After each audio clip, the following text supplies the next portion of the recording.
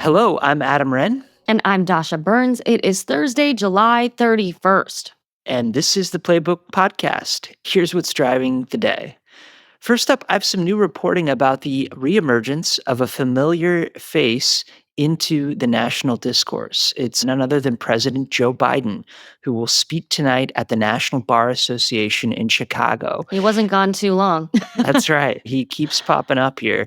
It comes at an odd time for him, though, Dasha, where his Yeah. post presidential life sort of enters a new, lonelier, quiet phase. I'm told that he's been holed up for hours at a time, talking to old aides, working with a ghostwriter as he writes his memoir, and, receives treatment for an aggressive form of prostate cancer. And by all accounts, seems to be doing as well as he can be with that. He's also now flying commercial occasionally in economy class. There are all sorts of TikTok videos popping up with people seeing Biden on planes. No word on how he'll get to Chicago for security concerns, but it's really fascinating. He's expected to speak. It'll be live streamed about 8 p.m. and is going to be talking about justice Mm. and how he worked as a president to bring this about. He's addressing a lot of different sort of industry groups. He spoke earlier this summer to a group of human resource managers, which is, not always what you expect from a former president just out of office. You expect them to be sort of whining and dining the celebrity scene or vacationing on some island, but here he is sort of just doing a workaday event like this. Well, it's interesting because President Biden, like Uncle Joe, has always been a little bit more, I feel like, a hometown guy, right? Like he does have the vibe and the approach to life that's a little bit down to earth from those who know him. So, in some ways, it's not surprising just based on his history, right? On the other hand, yeah, he is in the political wilderness while his party still struggles to grapple with his legacy, how they talk about it, how they treat it, how much they engage with him in his post presidential life. And I can imagine that after so many years of service, that's a tough pill for him to swallow, that he is not in the kind of standing with his party that he would like to be. And navigating it is much more difficult than it is for most presidents in the aftermath.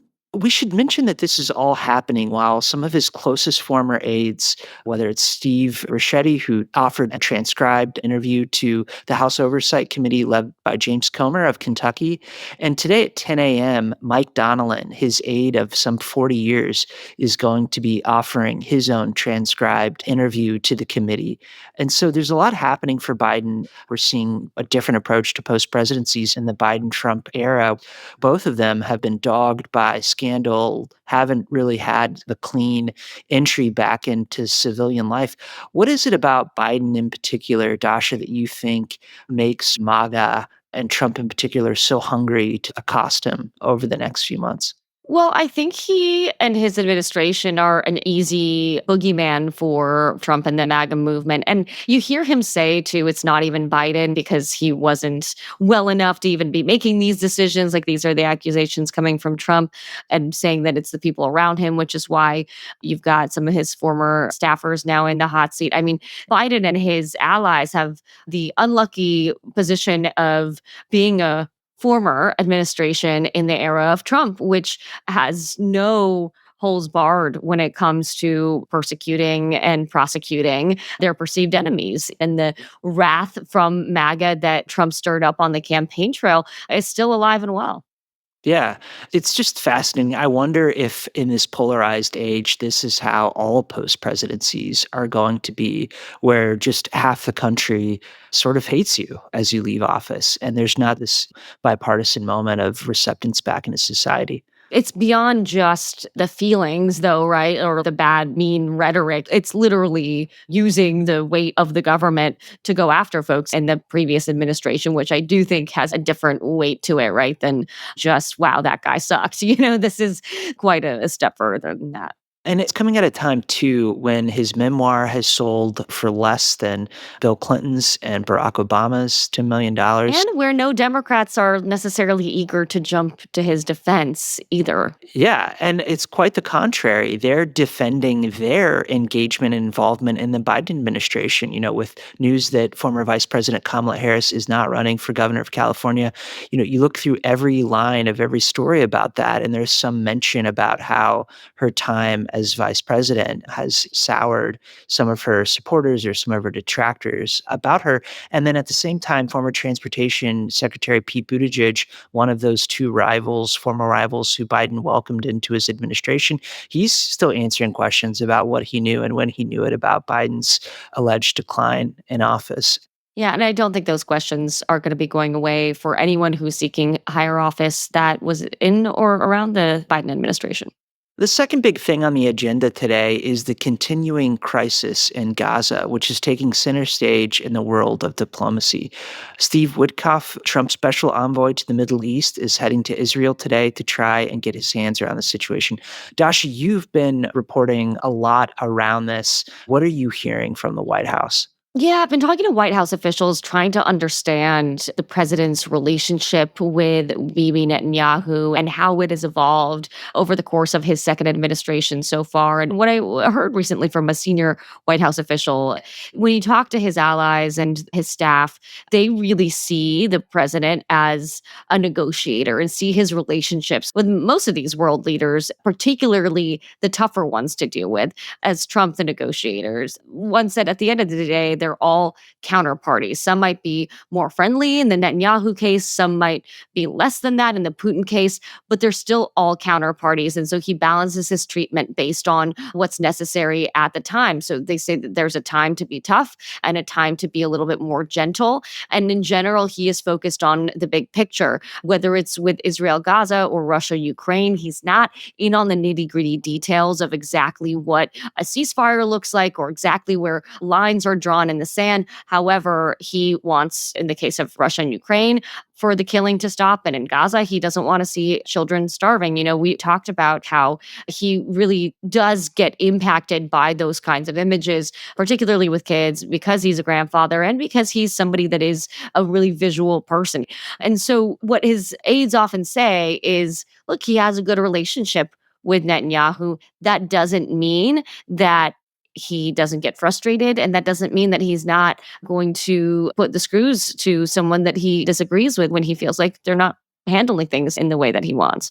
The question is, in this case, because of the dire urgency of the situation, what exactly does that look like? How hard does he come down on Israel and on Netanyahu, who has been this longtime ally? And you have seen some people in his party still really want Trump to stick to that allyship as staunchly as he has this whole time, and some that say it really has gone too far. I think the majority of Americans are now shocked enough by those images that they want some kind of action. I think what's not clear yet and might become clear in the coming days is what that action is going to look like on the part of President Trump. In that relationship, it really isn't the only urgent thing confronting the president in the closing days of this week. And that brings us to the third big story in Washington today, which is the economy. Partly that's because of what happened yesterday as Fed Chair Jerome Powell announced that interest rates will remain the same.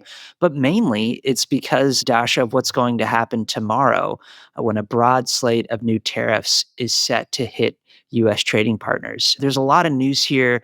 I'm fascinated in the last couple of days how much the White House on social media is talking about the new tariff revenue that's pouring into US coffers. Some people are pushing back on that and saying, why are you bragging about having raised essentially taxes on the American consumer by this amount of money?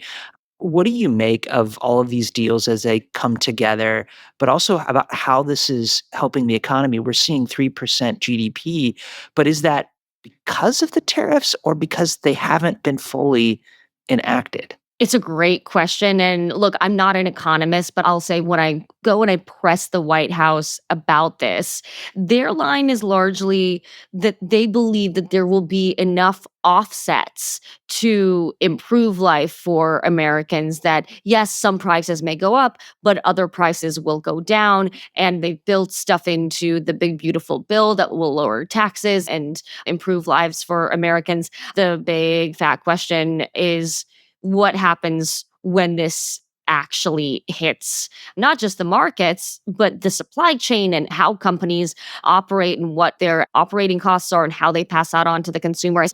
That's going to, at some point here, become very, very real for people. And they're touting these deals. We talked about this really, really early on about whether or not this administration has prepared people enough for some short term pain, and what that short term looks like, I think, is also a question for that longer term gain that they believe is coming. And I don't know. I don't know if they've really done that and what that's going to mean for the midterms and for 2028 as this stuff starts to settle.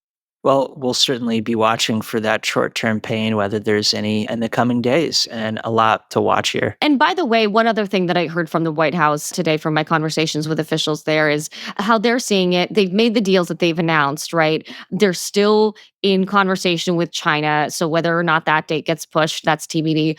But for other countries, they've received these letters. And so the rate is going into effect. August 1st, the rate in those letters is going into effect. Now, that doesn't mean that rate is going to remain permanent. If some of those countries come and give Trump and his representatives a call and say, here, we're coming to the table, can we renegotiate this? That's still on the table. But the date of August 1 and those things actually going into effect, that's not budging. They said in no uncertain terms that this is the final date. It's actually going into effect. Countries have gotten letters. That's the rate, but it remains always open to negotiation. No more Taco Trump, it seems like. But so they say. Now it's time to end the podcast by bringing in one of my favorite sections of the newsletter, Talk of the Town, where we get to some piece of juicy development that affects official Washington. We learned yesterday that Pennsylvania Senator John Fetterman will be releasing a so-called unapologetic memoir later this year titled Unfettered. One thing about this book, Dasha, that excites me is that the co-writer is Buzz Bissinger, the magazine journalist who wrote Friday Night Lights about Texas high school football. Super Mm. excited. He also helped Caitlyn Jenner write her memoir as well. And so this is really interesting to me. I've also heard that there's been some drama between the two about the book writing process. Dasha, you know Pennsylvania well and have talked with Fetterman. What do you expect from this book in general? I'm not shocked to hear that they've duked it out a little bit. I mean, I think anyone who has been around John Fetterman knows unapologetic is exactly the way that he navigates the world. And that seems like it's going to be a big theme in this memoir as well. I mean, I think it's going to be really fascinating given all that he's been through over the last several years, given his very unconventional approach to the job. There's going to be a lot in there for people to sink their teeth into, regardless of how you feel about him and his politics and his policy and his approach to the Senate. And one last thing before we go, Dasha, I hear that there's some congratulations in order. In addition to all that you already do at Politico, there was an announcement last night that you are going to be hosting a new show on C-SPAN called Ceasefire. Tell us about it. This is true. Thank you, Adam. Yeah, I'm super excited. It's going to be something very different that you don't really see on television very often, which is trying to bring together folks from across the aisle, Democrats and Republicans, to sit together and, can you believe it? Try to find some common ground. So you've seen a ton of partisan panels. You've seen the folks yelling at each other. This is going to be trying to have a different kind of conversation. It's still going to be entertaining, I promise you, but it's hopefully maybe going to be good for democracy and get people talking about our issues in a little bit of a different way. And I'm very excited. It's going to launch in the fall. And I have to ask, the title, is this a play off of the old CNN show Crossfire? I was going to say, I think many of our listeners may recall the show Crossfire. Well, Sam Feist, who's now the CEO of C-SPAN, was a part of running Crossfire back in the day. And it was his brainchild, along with some other partners he worked with over at CNN, to do kind of the opposite of Crossfire and ceasefire instead. I love it. I love it. Certainly something that we need in our politics today, whether you're a Democrat, Republican, or something in between. Dasha, thanks as always. Thanks, Adam. Thanks, everybody. And that's all for today's Playbook podcast. We have much more news and analysis in today's Playbook newsletter, which you can find at politico.com/playbook. We'll be back tomorrow. Have a great Thursday.